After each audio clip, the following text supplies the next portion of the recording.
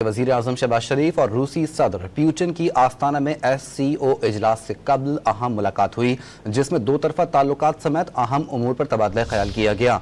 शहबाज शरीफ ने अज़्म जाहिर किया कि पाक रूस ताल्लुकात किसी और मुल्क से ताल्लुकात या जियो पॉलिटिकल सूरत हाल से मुतासिर नहीं होंगे। वज़ीर आज़म ने रूस को बार्टर सिस्टम पर तिजारत शुरू करने का मशवरा दे दिया।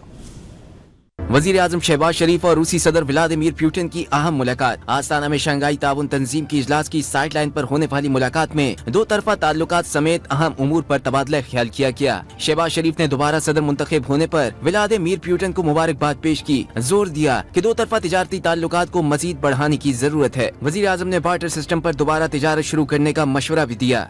We can certainly enhance our trade, which is at the moment touching $1 billion. We can overcome financial and other banking issues by renewing our trade and expanding our trade under barter. That will be very beneficial to Pakistan, and we will be able to overcome lots of many other problems.